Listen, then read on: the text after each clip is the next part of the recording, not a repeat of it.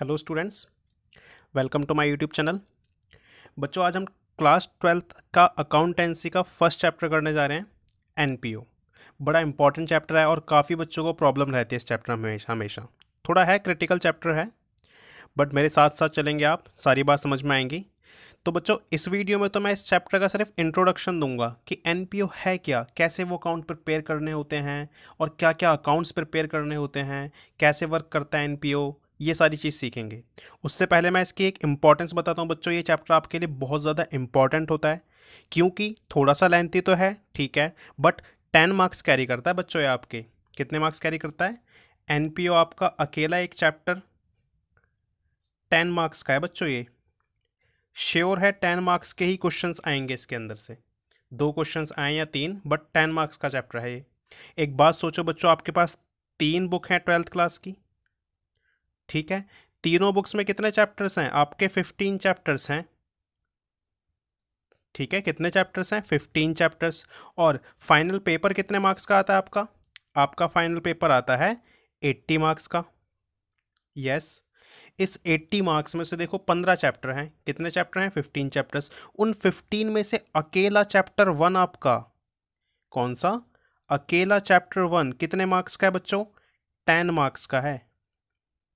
देखो, 15 में से एक अकेला चैप्टर 1 10 मार्क्स का, और 80 मार्क्स में से, यानी कि आप अगर परसेंटेज लगाओ तो 12.5% मार्क्स तो यही कैरी करता है आपका। चैप्टर 1 अकेला 12.5% मार्क्स इसके कैरी करते हैं। 80 में मार्क्स में 15 चैप्टर, और ये अकेला 10 मार्क्स का चैप्टर, तो इसलिए इंपॉर्टेंट है ये। आपका मार्क्स गेनिंग, आपकी परसेंटेज बनाएगा ये चैप्टर। बस एक बार इसके कंसेप्ट समझ लीजिए, इजीली समझ में आ जाएगा चैप्टर ये। अगर इसमें आपने कुछ भी स्किप किया, अगर आप छोटा मोटा कुछ कंसेप्ट छोड़ देते हो, थोड़ा इजी वे में ले जाते हो, तो चैप्टर थोड़ा कन्फ्यूजन हो जाता है। तो मेरे साथ साथ आप चलेंगे, हम 15 से 16 वीडियोस बनाएंगे इस चैप्टर की। हो सकता है 1-2 कम भी हो सकती हैं, और ये सारी वीडियोस में चैप्टर समझ में आ जाएगा आपको, विद प्रैक्टिकल क्वेश्चंस भी करेंगे इसके अंदर हम, ठीक है। तो चलो स्टार्ट करते हैं कि एनपीओ होता क्या है, ठीक है ना। एनपीओ के बारे में पढ़ते हैं कुछ। तो मैंने नोट्स लिखे हुए हैं कुछ, मैं इनकी हेल्प से आपको समझाता हूँ एक बार कि एनपीओ होता क्या है। देखो, चैप्टर 1 है हमारा ये। मीनिंग लिखा है सबसे पहले, पढ़ते हैं इसको बच्चों। मीनिंग क्या है एनपीओ का? Not for profit organisation are those organisation. NPO वो ऑर्गेनाइजेशन होते हैं whose objective is not to earn profit but to render services. देखो, एनपीओ क्या होता है? ऐसे बिजनेस होते हैं बेटे, बिजनेस तो कह नहीं सकता मैं, ऐसे ऑर्गेनाइजेशन कहूंगा। ऐसे ऑर्गेनाइजेशन जिनका ऑब्जेक्टिव, उद्देश्य क्या होता है स्टैब्लिश होने का? नॉट टू अर्न प्रॉफिट, जो प्रॉफिट नहीं कमाएंगे। तो क्या करेंगे वो? Render service. उनका क्या ऑब्जेक्टिव होता है? सर्विसेज प्रोवाइड करना टू इट्स मेंबर, जो भी उसके मेंबर्स हैं, एंड टू द सोसाइटी, या फिर सोसाइटी को, पब्लिक को। देखो, ऐसे एनजीओ कौन कौन से हो सकते हैं बच्चों? गवर्नमेंट स्कूल चल रहे हैं, गवर्नमेंट हॉस्पिटल्स चल रहे हैं, कुछ चैरिटेबल ट्रस्ट चलते हैं, ठीक है ना, कुछ फंड्स चलते हैं हमारे। तो ये सारे क्या होते हैं? एनजीओ। सुना होगा आपने एनजीओ, नॉन गवर्नमेंट ऑर्गेनाइजेशन। ये वही होते हैं एनपीओज, नॉट फॉर प्रॉफिट ऑर्गेनाइजेशन। इनका मोटिव पैसा कमाना नहीं होता, प्रॉफिट अर्न करना नहीं होता, सर्विसेज प्रोवाइड करना होता है। किसी भी स्पोर्ट्स को एनहेंस करने के लिए, स्पोर्ट्स एक्टिविटीज़ को सोसाइटी को प्रोवाइड कराने के लिए, कोई भी सोशल वेलफेयर करने के लिए, सारे बिजनेस कौन से होते हैं, सारे ऑर्गेनाइजेशन कौन से होते हैं? एनपीओज कहलाते हैं हमारे। हो सकता है इनको प्रॉफिट हो जाए, बट प्रॉफिट अर्न करना इनका मोटिव नहीं होता है, ठीक है। और किसी एक पर्सन का भी नहीं होता है। फीचर्स पढ़ते हैं इसके लिए हम, इसके इसके कुछ फीचर्स हैं। इन फीचर्स से काफ़ी कुछ समझ में आएगा आपको। देखो, फीचर्स, कैरेक्टरिस्टिक्स या फीचर्स ऑफ अ एनपीओ। सबसे पहले लिखा है NPO is a separate legal entity. NPO separate legal entity है, मतलब अकाउंटिंग के पॉइंट ऑफ व्यू से एनपीओ अलग है, और उसके इंडिविजुअल जो मेंबर्स हैं, ट्रस्टीज हैं, या फिर जो भी जिन लोगों ने भी उसको स्टैब्लिश किया, वो सब अलग हैं। So NPO is a separate legal entity promoted by individual और एंटरप्राइज, यानी जिसको किसने बनाया है? कुछ लोगों ने मिलकर या कुछ एंटरप्राइजेज ने मिलकर, ठीक है। Second point, their purpose is to further. इनका क्या पर्पस होता है? Cultural educational religious professional objectives and rendering service to the people at large. इनका क्या उद्देश्य होता है? कुछ एजुकेशनल सर्विस, कुछ कल्चरल सर्विस, कुछ रिलीजियस सर्विस या फिर कुछ प्रोफेशनल सर्विसेज प्रोवाइड करना, किसको? पब्लिक को। ठीक है, जैसे कि फ्री एजुकेशन देना, गवर्नमेंट स्कूल हो गए, फ्री हेल्थ फैसिलिटी देना, गवर्नमेंट हॉस्पिटल हो गए, है ना। तो ये सारी चीज़ें, कुछ फ्री में कराटे सिखाते हैं गर्ल्स डेवलपमेंट के लिए, है ना, सोशल डेवलपमेंट के लिए। तो ये सब भी क्या होते हैं? एनजीओज होते हैं, सारे एनपीओ कहलाते हैं। Okay, next, it is setup as charitable society और ट्रस्ट। ये किस चीज़ का सेटअप है? चैरिटेबल सोसाइटी होती हैं या फिर ट्रस्ट होते हैं। ठीक है।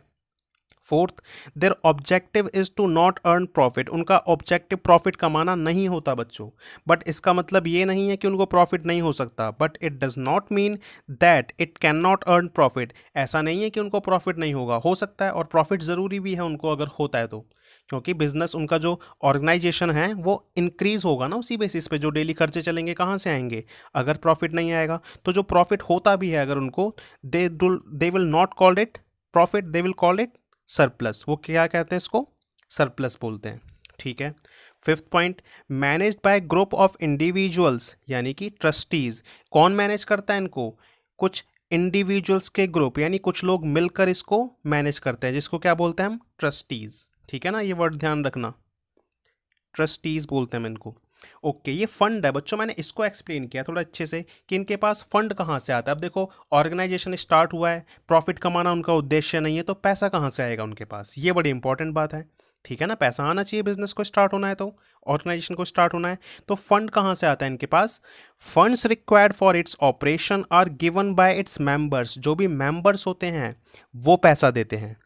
एंड डोनर्स, डोनर्स मीन्स जो दान करते हैं। फंड्स रिसीव्ड बाय एनपीओ में भी, जो भी फंड्स रिसीव होता है एनपीओ को, वो इन फॉर्म में हो सकता है। देखो बच्चों, ये सब फंड्स के नाम है जहां जहां से पैसा आता है। डोनेशन के रूप में, डोनेशन मतलब बच्चों पता है आपको?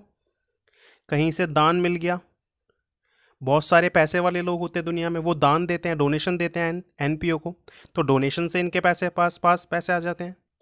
ठीक है। मेंबरशिप फीस या फिर एंट्रेंस फीस, किसी भी एनजीओ के, किसी भी एनपीओ के अगर जब मेंबर्स बनते हैं तो मेंबर्स को एक फ़ीस देनी पड़ती है, जिसको मेंबरशिप फीस या फिर एंट्रेंस फीस बोलते हैं। सब्सक्रिप्शन देते हैं बच्चों, ये बड़ा इंपॉर्टेंट है। सब्सक्रिप्शन का मतलब होता है मेंबर्स, आगे डिटेल में पढ़ेंगे इसके बारे में, अभी थोड़ा सा बता रहा हूँ मैं। सब्सक्रिप्शंस का मतलब होता है जो भी मेंबर्स होते हैं उसके, वो एंट्री के टाइम पे तो फीस देते हैं, फिर वो अपना मंथली या ईयरली कंट्रीब्यूशन भी करते रहते हैं ताकि ऑर्गेनाइजेशन स्मूथली डेली बेसिस पे चलता जाए। तो सब्सक्रिप्शन बोलते हैं उसको, जो ईयरली कंट्रीब्यूशन ऑफ मेंबर्स होता है उसको बोलते हैं हम सब्सक्रिप्शन।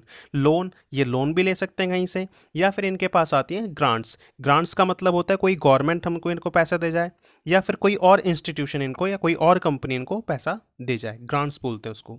सेवंथ पॉइंट क्या लिखा है? Financial statements prepared by NPO. NPO जो अपनी फाइनेंशियल स्टेटमेंट बनाता है, मतलब फाइनल अकाउंट बनाता है, वो क्या क्या बनाता है? Receipts and payment account, income and expenditure account और बैलेंस शीट, ये तीन चीज़ें बनाता है। यही इसके क्या कहलाते हैं? यही इसके फाइनल अकाउंट्स कहलाते हैं। क्या कहलाते हैं? Final accounts. ठीक है। मेरे को एक बात बताओ बच्चों, काफ़ी बच्चों को डाउट होता है कि सर ये चैप्टर जो कर रहे हैं हम एनपीओ, इसमें करना क्या है हमको? मेरी बात समझना बच्चों, मैं एक बात बताता हूँ आपको। आपको अभी अभी बताया मैंने, किसी भी एनपीओ की जो फाइनेंशियल स्टेटमेंट होती है वो ये तीन चीज़ें होती हैं। ठीक है। एक बात समझिए बिल्कुल, आपको क्या लगता है, क्या कोई एनपीओ जो हम चैप्टर पढ़ रहे हैं, इस चैप्टर में हमको क्या देखना है? क्या एनपीओ की जर्नल एंट्री सीखनी है? बताओ जल्दी से। नहीं, जर्नल एंट्री थोड़ी सीखनी है हमको एनपीओ की। एनपीओ परचेज करेगा, एनपीओ कुछ सेल करेगा, एनपीओ कुछ रेंट देगा, या एनपीओ को कुछ इनकम रिसीव होगी, तो वही एंट्री होंगी जो आपने क्लास 11th में सीखी हुई है। ठीक है ना, क्लास 11th में आपने जर्नल एंट्री सीखी होंगी ना, सेल परचेज, ये सारी वही एंट्रीज यहाँ पर भी होंगी। आप रेंट की एंट्री देख लो, चाहे वो एनपीओ रेंट की एंट्री करे तब भी वही एंट्री होगी। Rent account debit to cash, कोई कंपनी पे करे तब भी वही एंट्री होगी। और सोल प्रोप्राइटर जो कि आपने 11th में सीखा था, वो एंट्री पास करे तब भी यही एंट्री होगी। तो एनपीओ की जर्नल एंट्रीज थोड़ी सीखनी है हमको, नहीं। एनपीओ की क्या लेजर पोस्टिंग सीखनी है हमको? नो। लेजर पोस्टिंग भी नहीं सीखना बच्चों। क्या एनपीओ का ट्रायल बैलेंस सीखना है हमको? नहीं बच्चों, ये भी नहीं सीखना हमको। तो सीखना क्या है, देखो ये थोड़ा अलग हो जाता है कि जब एनपीओ अपना ट्रायल बैलेंस के बाद कुछ बनाता है। ट्रायल बैलेंस के बाद ये लोग बनाते हैं रिसिट्स एंड पेमेंट अकाउंट, ठीक है ना, रिसिट्स एंड पेमेंट अकाउंट ये बनाते हैं एक तो। फिर ये बनाते हैं एक प्रॉफिट लॉस की जगह पर इनकम एंड एक्सपेंडिचर अकाउंट, ये सीखना है हमको। क्योंकि एनपीओ है ये बच्चों, इनका मोटिव प्रॉफिट अर्न करना नहीं होता, इसलिए प्रॉफिट लॉस अकाउंट नहीं बोल सकते, क्या बोलते हैं, इनकम एंड एक्सपेंडिचर अकाउंट। मैं समझाने के लिए लिख दूं तो ये इनका पीएनएल अकाउंट ही होता है। और फिर ये बनाते हैं बैलेंस शीट। तो हमको क्या सीखना है, हमको ये चीज़ें सीखनी है एनपीओ की। एनपीओ की जर्नल एंट्री, लेजर पोस्टिंग या ट्रायल बैलेंस वो सब कुछ नहीं सीखना। एनपीओ के फाइनल अकाउंट सीखना है, ये 3 अकाउंट, ठीक है। यहाँ पर आते हैं वापस से, तो क्या सीखना है बच्चों हमको, इसके फाइनल अकाउंट, ये 3 अकाउंट सीखने हैं। बट डायरेक्टली नहीं सीख सकते इसको हम। इसके अंदर देखो, इन सभी अकाउंट के अंदर कुछ यूज़ होते हैं, वो होते हैं कुछ छोटे छोटे कंसेप्ट, बहुत सारे कंसेप्ट यूज़ होते हैं। जैसे सब्सक्रिप्शन का कंसेप्ट आएगा आपका, एक बड़ा इंपॉर्टेंट है, पेपर में आता ही आता है ये। सब्सक्रिप्शन है, एंट्रेंस फीस है, ठीक है, लाइफ मेंबरशिप फीस है, बहुत सारी चीज़ें आएंगी, लाइफ मेंबरशिप फीस, ठीक है। कुछ आपके कंज्यूमेबल स्टोर्स आते हैं, कंज्यूमेबल स्टोर्स या फिर आइटम्स, ठीक है। और एक टॉपिक आएगा इसमें आपका fund based accounting. Fund based accounting ये क्या होता है, ये सब कुछ नया है ना आपके लिए। सब्सक्रिप्शन, एंट्रेंस फीस, इसको हम मेंबरशिप फीस भी बोलते हैं, ठीक है। लाइफ मेंबरशिप फीस अलग होती है, कंज्यूमेबल आइटम्स होते हैं, फंड बेस्ड अकाउंटिंग होती है। ये सारे टॉपिक छोटे छोटे मिलकर हमको सीखने हैं, क्योंकि ये सारे टॉपिक्स फाइनल अकाउंट में यूज होते हैं। फाइनल अकाउंट यही है एनपीओ का। एनपीओ का फाइनल अकाउंट क्या है, receipt payment account, income expenditure account और बैलेंस शीट।